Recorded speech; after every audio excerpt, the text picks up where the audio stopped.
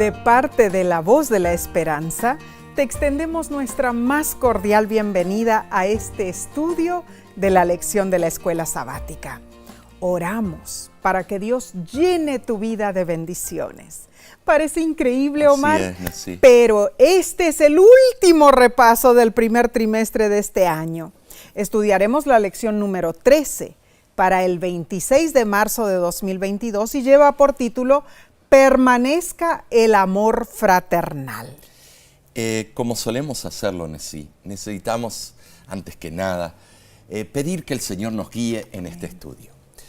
Padre Celestial, agradecemos tus bendiciones y te pido, Padre, que juntamente con nuestros amigos y amigas podamos estudiar y honrar tu santo nombre y que todo lo que salga de nuestra boca sea para honra y gloria tuya. Gracias por este privilegio. En el nombre de Cristo Jesús. Amén. Amén. El texto de esta semana es corto y es preciso, Cierto. Se encuentra en Hebreos, capítulo 13, versículo 1. Permanezca el amor fraternal. En el griego la palabra es filóstorgos. Un término que expresa el amor muy tierno que existe entre, parientes cercanos. La palabra se aplica adecuadamente a la hermandad de la familia cristiana. Así es. Los creyentes debemos relacionarnos con afecto mutuo, como hijos e hijas del mismo Padre. El amor fraternal también se identifica en el griego con la palabra Filadelfia, claro. Término que describe el estrecho vínculo que debe existir entre los miembros de la iglesia. Ahora, el orden literal de las palabras de esta parte del versículo es: en amor fraternal, el uno al otro amaos cordialmente. Lo que Pablo quiere decir es que en el amor mutuo de los hermanos cristianos, todos deben sentir el cálido afecto especial que existe entre los consanguíneos cercanos. El amor fraternal. Se cuenta la historia de una maestra de pequeños párvulos que les preguntó a ellos, a sus alumnos, ¿qué es el amor? Y una niñita de 6 añitos de edad se levantó, fue hasta la maestra, la abrazó, la besó y le dijo: esto es amor, maestra. La maestra le agradeció con mucho cariño y le dijo: es muy linda esta demostración de amor, pero en verdad el amor es algo más. ¿Puedes decirme qué es? La misma niñita, después de pensar un momento, se levantó. Comenzó a poner en orden las sillitas que estaban fuera de lugar, limpió bien el pizarrón, levantó unos papeles que estaban en el suelo, arregló los libros que estaban en desorden sobre una mesa y entonces, con aire de satisfacción, le dijo a la maestra: amor es también ayudar a otros, maestra. La niñita tenía razón. Esto es muy cierto. Hemos visto en el libro de Hebreos que somos parte de la casa del Rey Sumo Sacerdote, Jesús, que también somos sus hermanos y hermanas.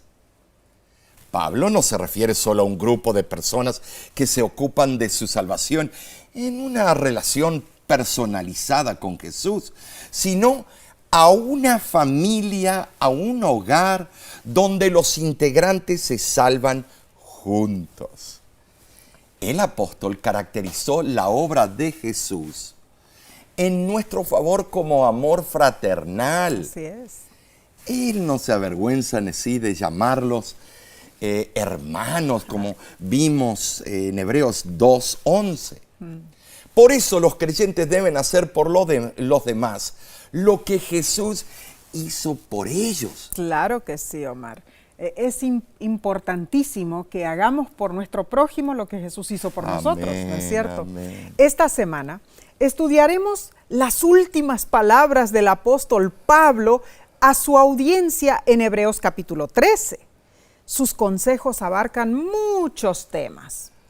Entre ellos está incluido el amor fraternal, recordar a los que sufren, la fidelidad en el matrimonio, la confianza en Dios y no en el dinero. También habla del compromiso con los líderes cristianos, evitar la herejía, aferrarse a la esperanza y un pedido personal de oración que Pablo hizo por él mismo. Así es. Ahora, mientras Pablo incluye en este último capítulo de la epístola muchos consejos sobre la forma de vivir en el presente, él nos llama a recordar que tenemos un futuro con Dios. Tienes razón, Nessie. Esta semana, ¿sabes? Vamos a estudiar las respuestas a preguntas como, bueno, ¿cuál es el verdadero amor fraternal? También, ¿por qué es importante recordar que Dios nos está guiando como grupo? Y también, ¿cuáles son mis responsabilidades en relación con el grupo? Importante. La pluma inspirada nos dice, el carácter que nosotros revelemos ahora es el que decide nuestro destino futuro. La felicidad del cielo se hallará poniéndose en conformidad con la voluntad de Dios, y si los hombres llegan a ser miembros de la familia real en el cielo, es porque éste ha comenzado con ellos en la tierra. Han albergado el Espíritu de Cristo. El justo se apropiará de cada gracia, de toda facultad preciosa y santificada de las cortes del cielo, y cambiará la tierra por el cielo. Qué hermosa cita, Omar. Así es. La unión entre Cristo y nosotros como grupo, como familia cristiana, debe ser una unión viva, mis hermanos, una unión verdadera, una unión inagotable. Como verdaderos hijos de Dios, debemos revelar esa unión al mundo, a los que nos rodean. Si en nuestros corazones mora Cristo Jesús, llevaremos los frutos del amor fraternal. Muy bien dicho. Claro, sí. Como miembros de la familia de Dios debemos cultivar, fomentar y perpetuar el amor cristiano en todo lo que hacemos y decimos. Va a estar linda esta lección, Omar. Así que pasemos a la parte del domingo 20 de marzo titulada Cuidar al pueblo de Dios. Muy relevante. Bien, vemos que la lección nos pregunta cuál era el rol de la hospitalidad en la iglesia cristiana primitiva.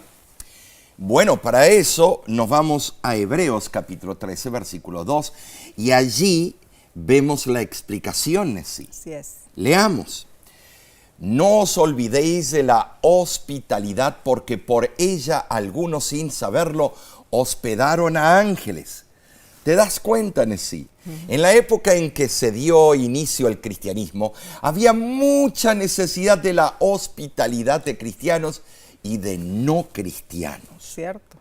Las posadas eran escasas y con frecuencia se desconfiaba de los extraños. Ahora, si las familias y casas particulares no se interesaban en los forasteros, con frecuencia estos no tenían dónde alojarse. La hospitalidad exigía en la antigüedad que se albergara a los forasteros. Esta necesidad quizá no exista hoy día en el mismo grado, pues por lo general abundan los lugares donde alojar a los viajeros. Ahora, Nessie, sin embargo, lo que permanece en el principio y como cristianos debemos procurar formas y medios de demostrar hospitalidad de acuerdo con las necesidades actuales, Nessie.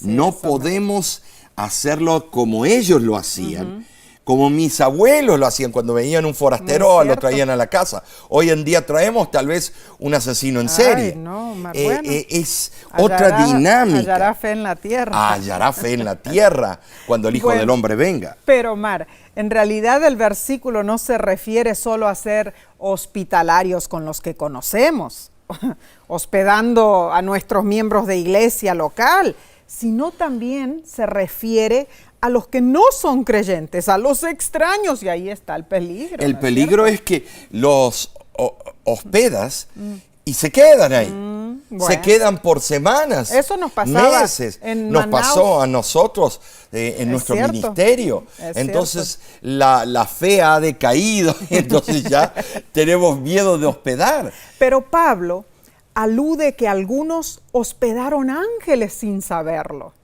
Tenemos historias en cuanto a eso. Sí.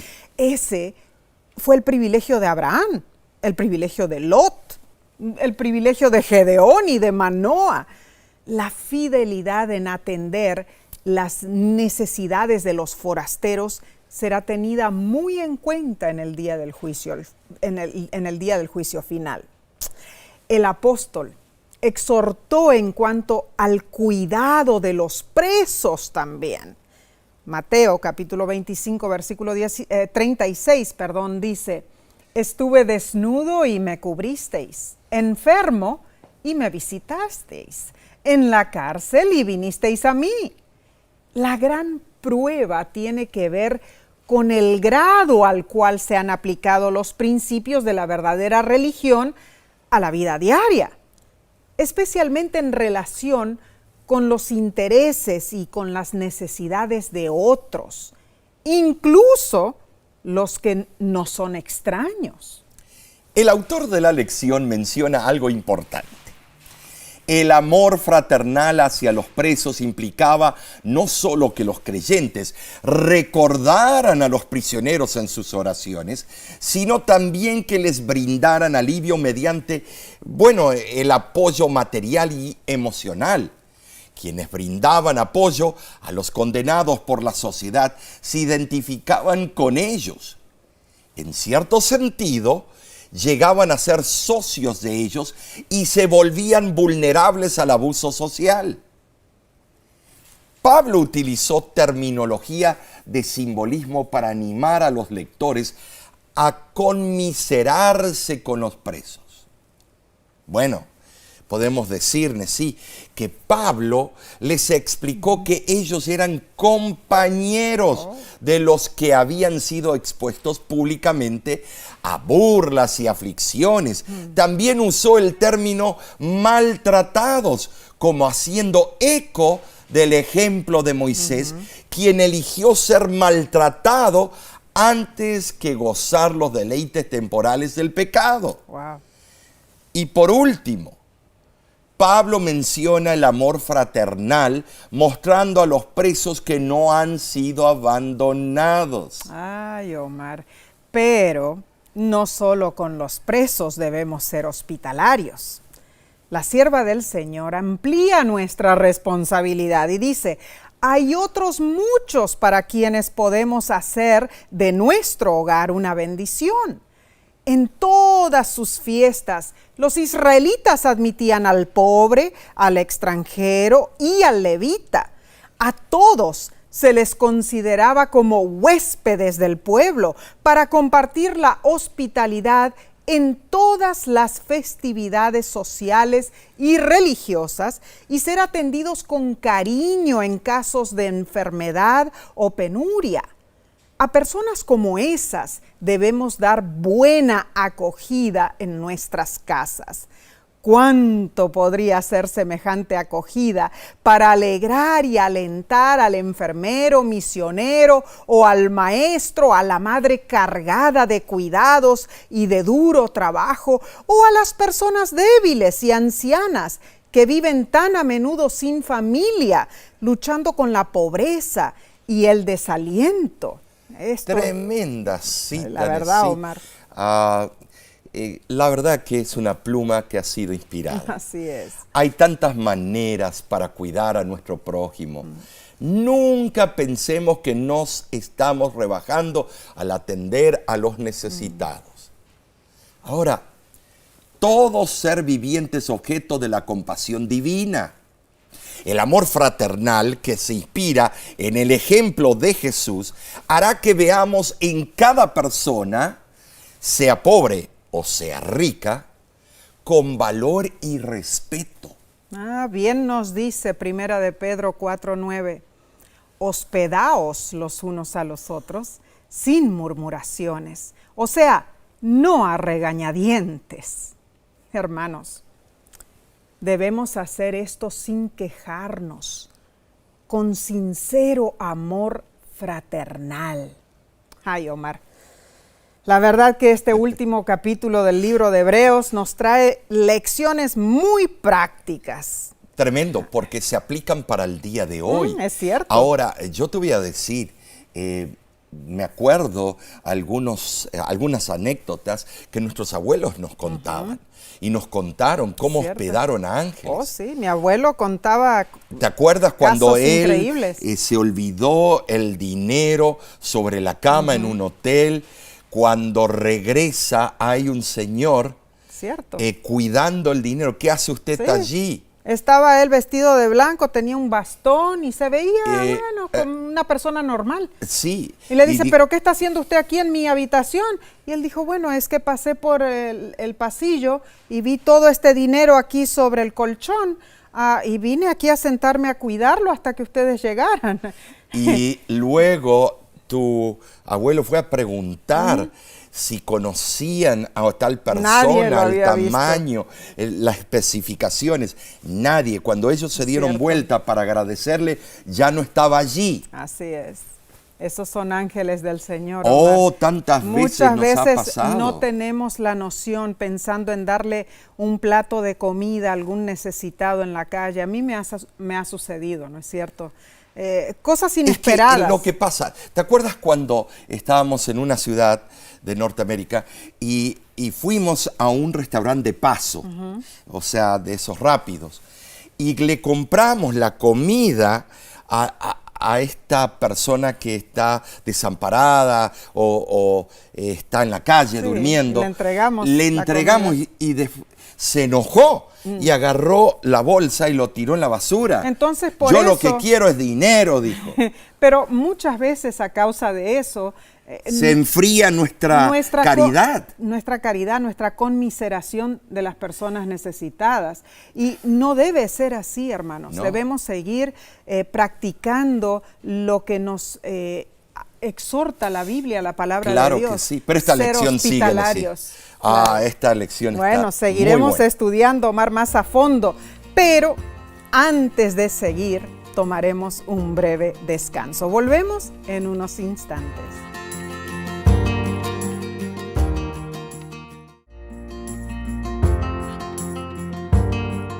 Alabamos a Dios por regalarnos estos momentos para estudiar su santa palabra. Y gracias a ti por acompañarnos.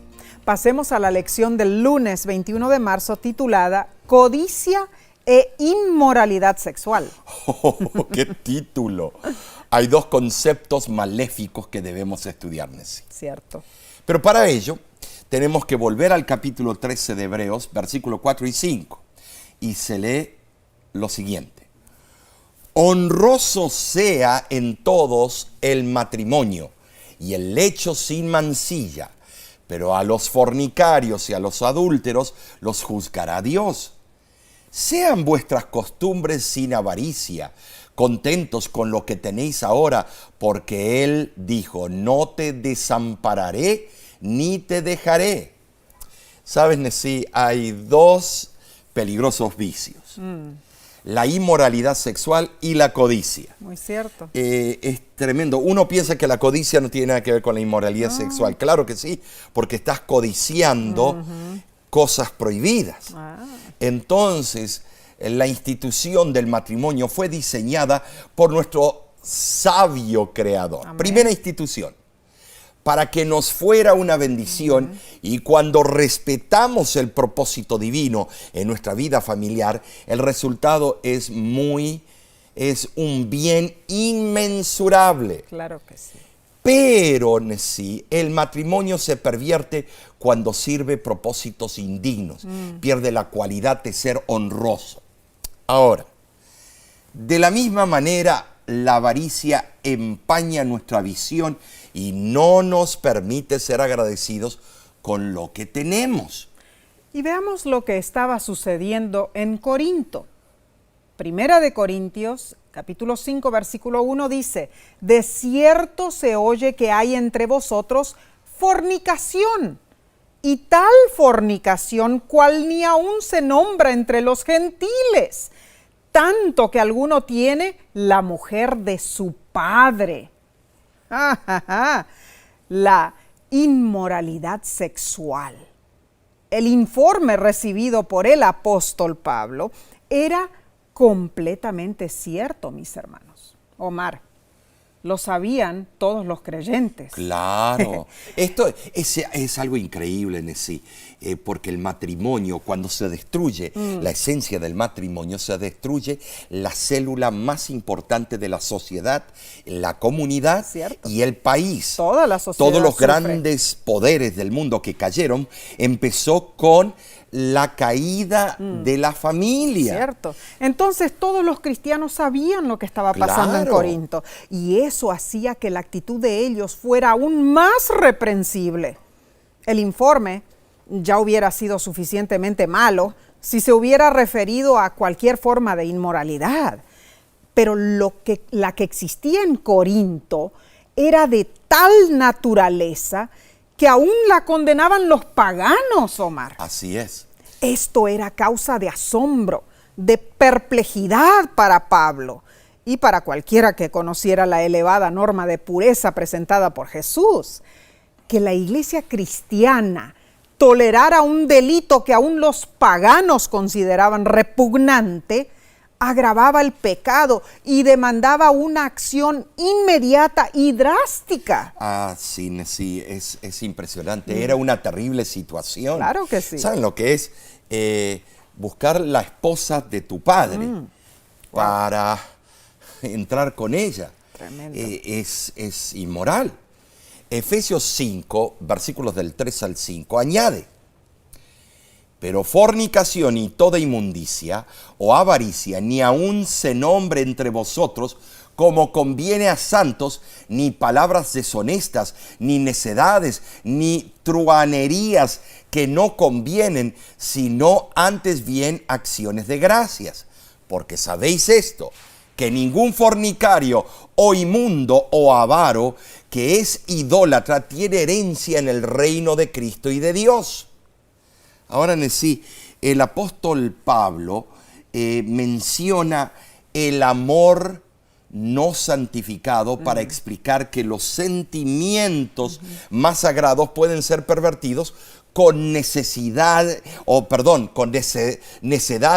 y bribonadas, con Claro que vulgaridades. Cierto, Omar. Ahora, ¿cuántos de nosotros estamos dispuestos a colocar el pecado de la avaricia en el mismo nivel de la fornicación? Resulta ser que la avaricia también es un pecado mortífero, que a menudo pasa desapercibido en los círculos más respetables. Muchas veces se oculta tras nombres como competencia y éxito. Pero en el día del juicio daremos cuenta de todas nuestras acciones, incluso las que pensamos que son simple vacuidad. Ahora, Pablo condena el humor morboso, las bromas también. bajas y groseras, Cierto. el espíritu de gratitud y ánimo. Es el mejor antídoto contra el indecoroso espíritu de liviandad. Wow, Y esto Omar. pasa después de salir de la iglesia, en los sociales, cuando se encuentran en el estacionamiento. Empezamos a bajar el estándar y empiezan estas bromas que de verdad deshonran al Señor. Bromas Todos y- hemos sido culpables. Bromas y comentarios vulgares, Claro. ¿no? Leamos Colosenses 3:5. Hace morir, pues, lo terrenal en vosotros: fornicación, impureza, pasiones desordenadas, malos deseos y avaricia, que es idolatría. Omar, Pablo advierte contra la inmoralidad sexual y la codicia, ¿no es cierto? Interesante. Estos dos males están conectados, hermanos, y son graves amenazas al amor fraternal. La sociedad greco-romana era laxa en cuanto a la integridad sexual. Por ejemplo, se permitía a los hombres a tener relaciones sexuales siempre que fueran discretos. Pero hoy día también vemos estos ejemplos y muchas otras inmoralidades depravadas. Pero como hijos de Dios, nosotros nunca debemos permitir que las convenciones o costumbres sociales que nos rodean establezcan nuestras normas éticas. Nuestra vida debe ser honrosa. Esto es serio, hermanos. Pablo además menciona que los grecos romanos estaban enviciados con el amor al dinero. ¿Acaso no vemos que lo mismo ocurre hoy en día? Está insertada en las mentes modernas la idea de que el dinero es todo. Es un concepto de riqueza equivocado. La riqueza verdadera es tener a Dios en nuestro corazón y es tener una unidad en nuestra familia. Es valorar a las personas que nos aman verdaderamente. Esto es muy cierto. Y la lección pregunta, ¿de qué formas la sociedad contemporánea socava la pureza sexual y al mismo tiempo alimenta el amor humano por el dinero? ¿De qué formas prácticas podemos fortalecer nuestras defensas contra estos dos vicios peligrosos? Todo lo que ocupe el lugar que corresponde a Dios es idolatría, hermanos. La inmoralidad sexual y la codicia son idolatría. Es imposible que alguien que sea intemperante en sus hábitos íntimos y en su amor al dinero sea cristiano, porque sus facultades superiores están esclavizadas a las pasiones. Así es. La pluma inspirada nos dice, la más profunda y genuina filosofía de la vida es que estemos en la más íntima relación con Dios. Guarde su alma en el amor de Dios, suceda lo que suceda. Un agradecido, confiado y habitual reconocimiento a Dios fundamenta toda conducta correcta, todo carácter divino. Precioso consejo. Es cierto. Veamos entonces, lo que sigue en la lección del martes 22 de marzo se titula Acordaos de vuestros pastores. Para eso, leamos Hebreos capítulo 13, versículos 7 y el 17, para contestar la siguiente pregunta. ¿Cuál debiera ser nuestra relación con nuestros líderes? Leamos. Acordaos de vuestros pastores que os hablaron la palabra de Dios. Considerad cuál haya sido el resultado de su conducta e imitad su fe. Obedeced a vuestros pastores y sujetaos a ellos, porque ellos velan por vuestras almas como quienes han de dar cuenta, para que lo hagan con alegría y no quejándose, porque esto no os es provechoso. Dios ha instituido dirigentes para que pastoreen su grey y exhorta a sus ovejas para que se sujeten a ellos. Ahora, el apóstol comienza diciendo, acordaos, y concluye con un llamado a obedecerles, pero este consejo es válido. Mientras los pastores o líderes obedezcan al Maestro, Cristo Jesús. Los dirigentes que Dios ha instituido sobre su iglesia son responsables por el bienestar de su pueblo y Dios les pedirá cuenta de su conducta. Así es, porque un mayordomo debe rendir cuentas a su amo de lo que le ha confiado. Ahora, cuando los miembros de iglesia cooperan con sus pastores, hacen más fácil que ellos rindan una fiel cuenta de su mayordomía. Los miembros no ganan nada trabando la labor de sus dirigentes. En verdad, ambos, los miembros y el pastor o el líder, participarán o de la alegría o del lamento del día del ajuste final de cuentas, o sea, el juicio. El llamado a recordar a los líderes es reafirmado en términos contundentes al final del texto. Se exhorta a obedecer a los líderes, porque son cuidadosos, porque son buenos pastores, que velan por el bienestar espiritual de la congregación, cuidan su rebaño y darán cuenta fiel al gran pastor. Esto te dice también a ti, pastor, claro, a algo. No es solo a la hermandad, te está hablando a ti, muy a cierto. mí, que nosotros debemos cumplir nuestro llamado, nuestra vocación en forma íntegra. Claro.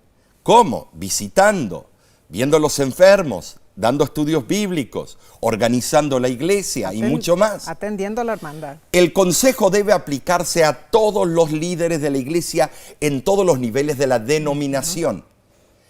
Me refiero a los pastores y líderes de nuestras iglesias, de las asociaciones, misiones o conferencias, uniones, divisiones y los líderes de la Asociación General de la Iglesia Adventista. Claro que sí.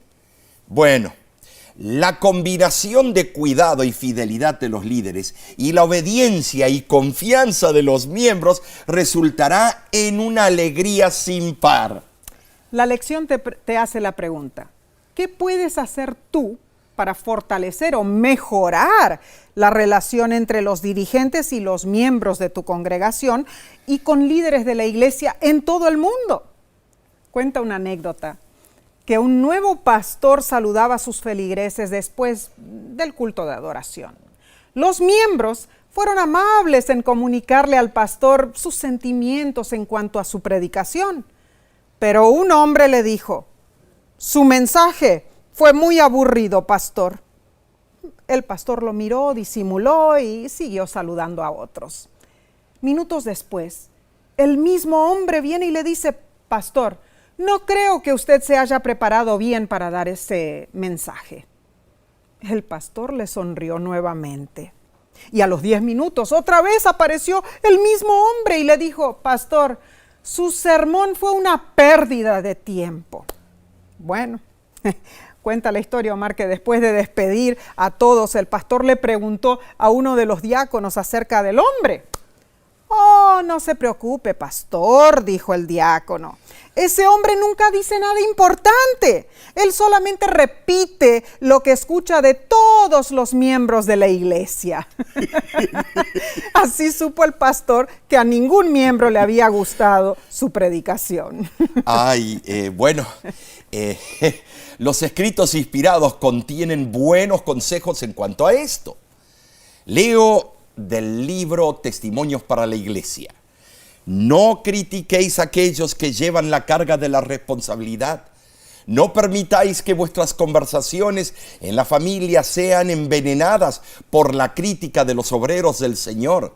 Satanás obra siempre para impregnar a los hombres de su espíritu, para apagar el amor que debiera cultivarse cuidadosamente entre hermanos, para destruir la confianza, para estimular los celos, las sospechas y las disputas. Bien, dice la pluma inspirada también, que Dios desea que oremos mucho más y que hablemos mucho menos.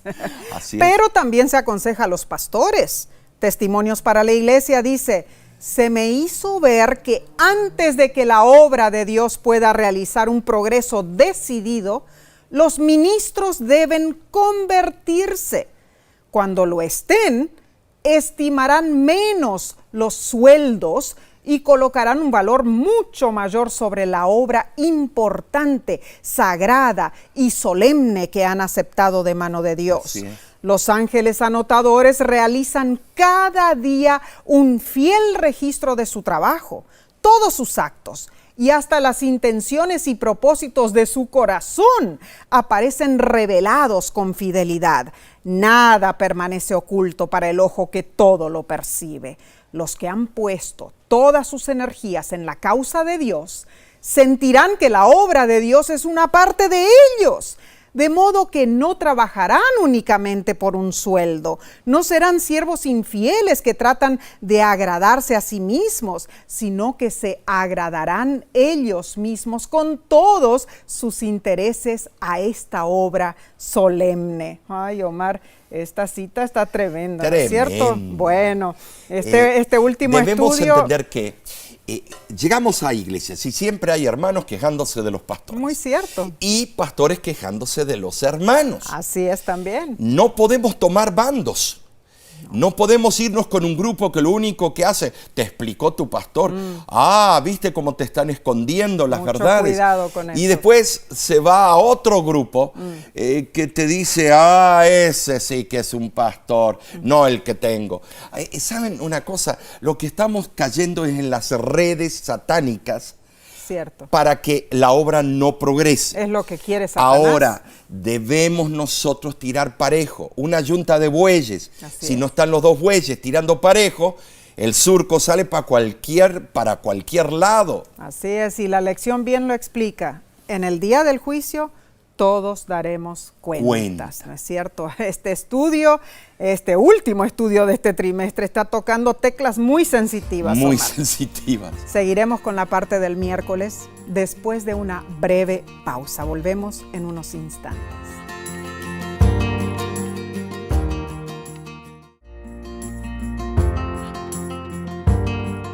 Bendecido privilegio es estudiar juntos las Sagradas Escrituras. Sigamos con la lección del miércoles 23 de marzo titulada No os dejéis llevar de doctrinas diversas y extrañas. Bueno, aquí llegamos a una parte tan importante porque la iglesia está siendo sacudida, zarandeada con personas que dicen que tienen la doctrina y el conocimiento y es increíble. La cartilla nos pregunta, ¿dónde se obtiene la gracia? ¿Cómo se fortalece nuestro corazón? Bueno, para contestar debemos leer ciertos textos. El primero se encuentra en Hebreos 13, versículo 9. No os dejéis llevar de doctrinas diversas y extrañas, porque buena cosa es afirmar el corazón con la gracia, no con viandas, que nunca aprovecharon a los que se han ocupado de ellas. Dios no cambia en sí. No. Entonces su mensaje nunca puede cambiar. No. Hebreos 13:8 dice que Jesucristo es el mismo ayer, hoy y por los siglos. Amén. Y en cuanto a las viandas, el autor de la lección dice, la relación entre las enseñanzas falsas y los alimentos probablemente no se refiera a la distinción entre alimentos limpios e inmundos. ¿Por qué?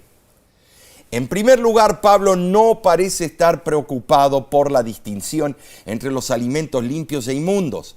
En segundo lugar, el contexto sugiere que Pablo no está criticando a la audiencia por abstenerse de ciertos alimentos, sino por participar de ellos con la esperanza de obtener gracia de alguna manera. Así es, y esto lo vimos nosotros tantas veces en diferentes partes de Norteamérica que basan su fe en lo que comen. Y el que no come como ellos, es un pagano, no es un recibe inmundo, la gracia. No recibe la gracia. La pregunta de la lección es, ¿dónde se obtiene la gracia? Las comidas y bebidas no son agentes mediadores de la gracia. Recibimos la gracia solo a través del sacrificio de Jesucristo. Las enseñanzas que difieren del evangelio puro proclamado en la Biblia pueden ser desechadas y algunos abrazan la influencia de doctrinas nuevas. El enemigo los ciega. Les falta discriminación espiritual. No distinguen sabiamente entre la verdad y el error. Así se dejan llevar de doctrinas diversas y extrañas. Leamos el próximo texto en Hebreos capítulo 4, versículo 16. Acerquémonos pues confiadamente al trono de la gracia para alcanzar misericordia y hallar gracia para el oportuno socorro. Dios nos ofrece gratuitamente su gracia. La gracia es arbitrada por Cristo, es un ancla segura y firme que está sujeta al trono de Dios.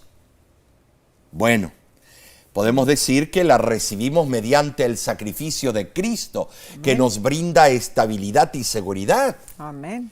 Cuando estamos así afirmados, no seremos arrastrados por nuevas doctrinas, ni nos desviaremos de Dios, Nessie. Claro que no. Estaremos siempre a tono con el escrito está. Muy cierto. El peligro es real. Cuando se cambia, cuando se quita, cuando se añade a la palabra de Dios. Una vez escuché una historia jocosa, Omar. No sé si es verídica o no, pero después de reírme un rato me hizo pensar. Resulta que a un candidato para ser miembro de cierta iglesia se le preguntó qué parte de la Biblia le gustaba más. Y él contestó, el Nuevo Testamento. ¿Y cuál libro es su favorito? El libro de las parábolas, dijo él. Los líderes de la iglesia se miraron entre sí y le pidieron al Señor que les relatara una parábola. Y el candidato dijo lo siguiente. Había una vez un hombre que viajaba de Jerusalén a Jericó y cayó en mano de ladrones, y los espinos por el camino lo lastimaron. El hombre decidió visitar la reina de Sabá, y ella le regaló 1000 talentos de plata y 100 mudas de vestidos. Él se subió a su carro, y mientras manejaba pasó debajo de un árbol y sus cabellos se enredaron en una rama. Se quedó colgado. Estuvo así muchos días. Los cuervos le trajeron alimento para comer y agua para beber. Entonces Dalila lo encontró y cortó su cabello y él cayó en un pedregal. Luego llovió 40 días y 40 noches y él se escondió en una cueva. Cuando paró de llover, alguien lo invitó a cenar. Él se negó y siguió por los caminos y por los vallados, pero aquel hombre le forzó a entrar. Tuvo que volver a Jerusalén y vio a la reina Jezabel sentada en una ventana. Ella se burló de él y él le dijo, echadla fuera. Y así lo hicieron. Y él dijo, echadla de nuevo. Y la echaron fuera 70 veces 7. Y los pedazos que recogieron llenaron 12 cestas. Ahora, ¿de quién será esposo ese hombre en el día del juicio? Esa ¡Qué fue tremenda la anécdota! historia que contó. Y bueno, Una mezcolanza de toda la Biblia. y la historia cuenta que el comité de membresías de la iglesia acordó que el hombre era muy conocedor de la Biblia y lo aceptaron como miembro de iglesia. ¿Quién sabía menos? ¿El hombre o los líderes de la iglesia, Omar? Suena jocoso, ¿verdad? Oh, no, suena increíble. Pero el añadir, el quitar o el cambiar a la palabra de Dios conlleva a serios castigos, mis hermanos. Así es. La lección nos invita a reflexionar en el sacrificio perfecto de Cristo. Amén. Preguntando, ¿por qué la idea de cualquier otra cosa que hagamos para añadirle a este sacrificio es contraria al Evangelio y a la gracia que encontramos en Jesús? El sacrificio de Cristo es suficiente. Él hizo una ofrenda total y eficaz a Dios. Y el esfuerzo humano sin el mérito de Cristo no tiene valor alguno. El dejar de apreciar el valor de la ofrenda de Cristo tiene una influencia degradante.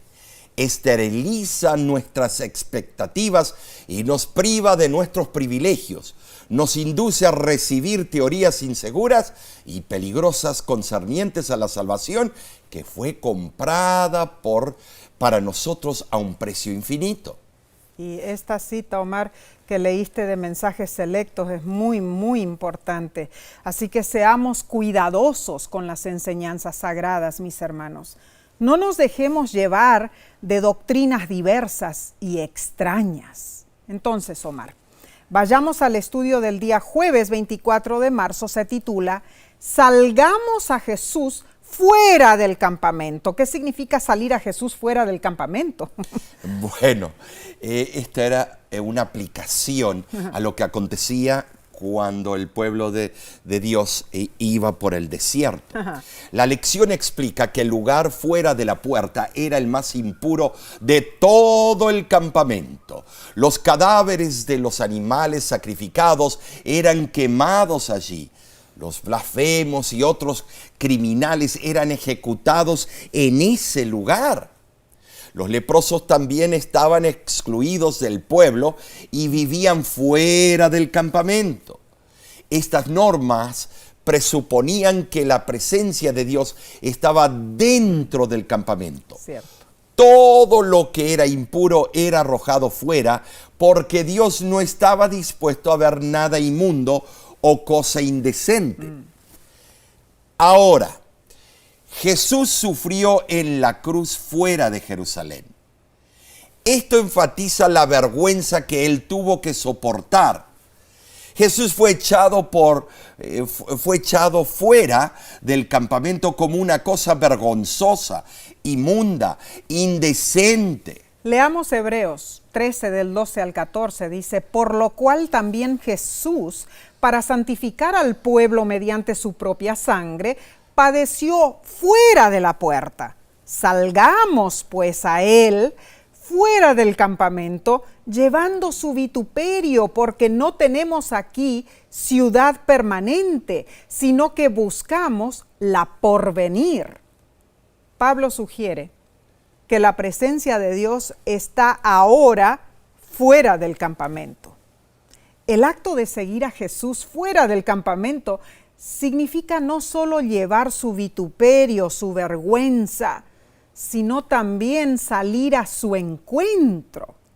Omar, los que manifestaron simpatía con Jesús cuando él fue al Gólgota, Claro. como un criminal condenado, esas personas sufrieron vituperio con él. Ah, sí. ¿No es cierto? Cuando los cristianos de origen judío abrazaron el cristianismo, incurrieron el odio de sus compatriotas La judíos. persecución. Ya. Y cuando daban la espalda al sistema judaico de sacrificios como un medio de salvación, ellos eran acusados de apostasía, de traición. Y los judíos consideraban a Jerusalén como una ciudad permanente.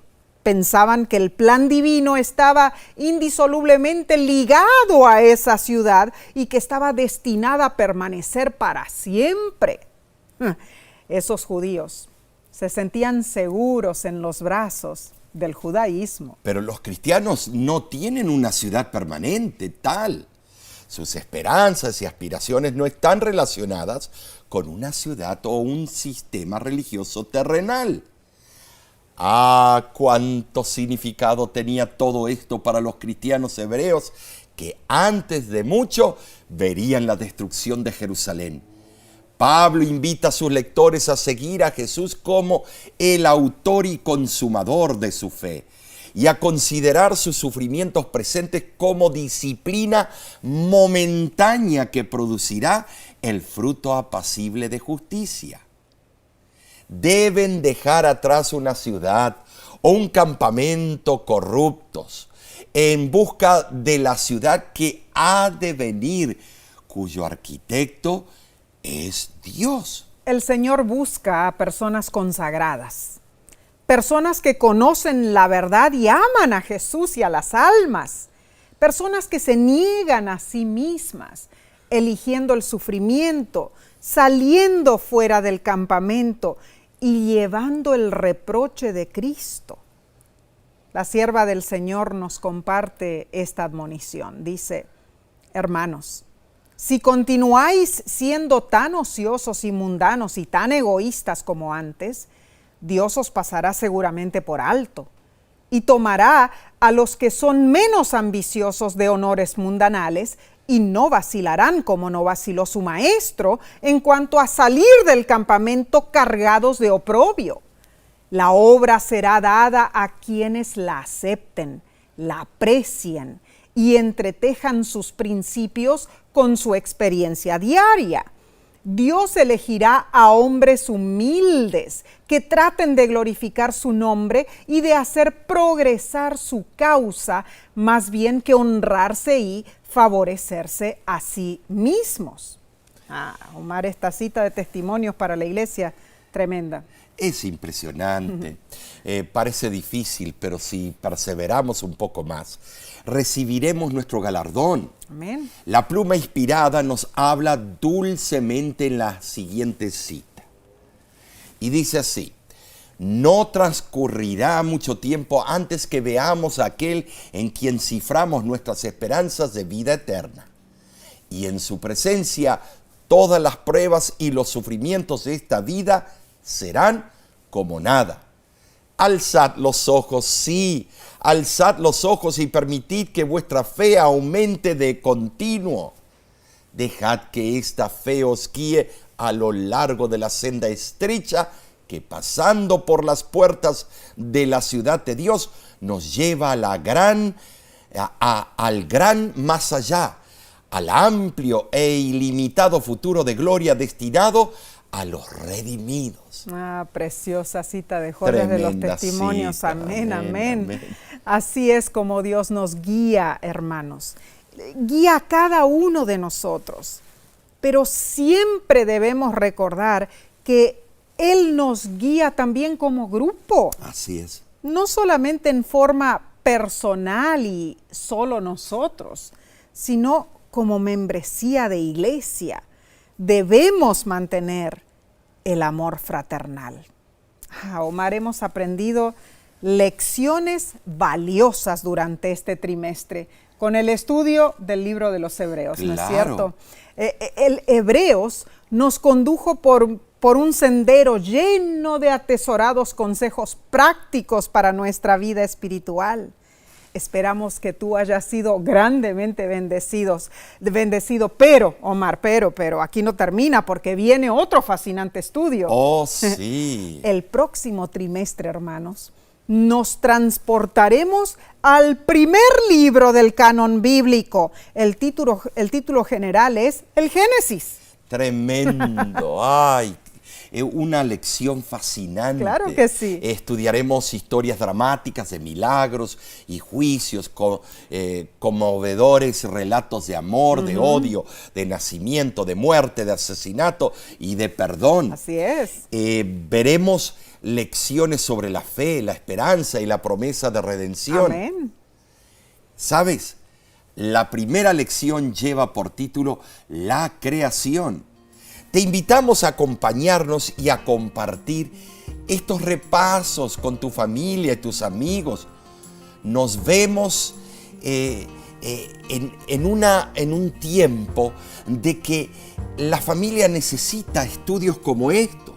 Así es. Necesita unirse en forma familiar, estudiar y usar la lección como un devocional. Amén. Para el núcleo familiar. Claro que sí, porque cada vez que estudiamos la palabra de Dios enriquecemos nuestra vida espiritual y también la de nuestra familia, claro. ¿no es cierto? Es que todos, como familia, como hijos de Dios, queremos estar presentes en aquel día final. Y te invitamos a que tú les extiendas la invitación a personas que tal vez no son de la iglesia, porque este tema de Génesis será importantísimo para cualquier iglesia o cualquier persona secular, los que tengan preguntas en manera especial sobre el libro de Génesis. Muy cierto, y sus historias. Así que a compartir, ¿no? A compartir. ¿Cómo se hace eso, Nesí? Bueno, ¿en nuestras qué? ¿Plataformas de qué? De redes sociales está el Facebook y también YouTube. Si todavía no lo has hecho, suscríbete al canal de YouTube de La Voz de la Esperanza. Pero tenemos Instagram. Claro que sí, bueno, todas nuestras redes sociales y también estamos en el canal Esperanza TV. Es un gusto estar allí y de igual manera por audio. También está nuestro repaso de la lección. ¿Y qué más se ofrece en ese canal de La Voz de la Esperanza? Bueno, tenemos los sermones, los temas principales que se presentan todas las semanas. También tenemos, importantísimo, Omar, el Círculo Mundial de Oración, que lo hacemos todos Increíble. los jueves.